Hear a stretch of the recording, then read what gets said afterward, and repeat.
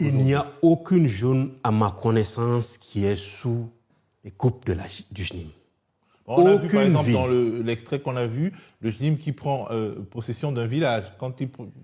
On a vu évidemment dans ce texte-là que les forces terroristes sont en train d'envahir un village, eux-mêmes attaquer un poste beaucoup plus avancé, un poste qu'on appelle un camp, c'est un poste militaire avancé. Mais aujourd'hui, après recoupement, après interrogation, moi je reviens du Mali il y a quelques mois, mais après tout, je n'en ai connaissance d'aucun village, d'aucune ville, d'aucune contrée du Mali, qui est occupée par le JNIM. Mais par contre, nous avions quand même des apparitions intempestives, brusques, des perturbations graves de la circulation des personnes et des biens, mais également des interventions intempestives qui nous sont remontées par les populations par rapport à des exactions, par rapport à des actions qui sont commises nuitamment. Et ça, les forces de l'ordre sont en train de travailler pour y parer. Je crois que nous sommes à un niveau où... C'est de la guérilla, d'une certaine manière. C'est effectivement cela. Vous n'êtes pas sans savoir qu'aujourd'hui, à Bamako,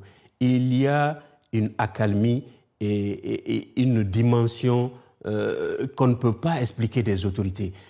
Cette accalmie, cette pondération des autorités prouve à suffisance que les autorités mesurent la portée des actions qui sont en train d'être posées. L'objectif de tout cela, c'était quoi? C'était d'amener ces 22 millions de Maliens à se rebeller, à se révolter, à prendre les rues. Parce que le Mali est habitué à ça. Le Mali aussi est un pays de contestation, si les choses ne vont pas. Mais ça, habilement, intelligemment, on a su retourner cette situation contre ceux qui sont auteurs de cela, parce que les Maliens sont plus que jamais soudés, résolument engagés derrière leur pays, parce qu'on a touché à la fibre patriotique, on a touché à la patrie, on a touché à l'intégrité territoriale, on a touché au drapeau, on a touché à l'armée malienne. Quand il s'agit de cela, il n'y a pas de divergence. Donc, même si nous ne sommes pas d'accord.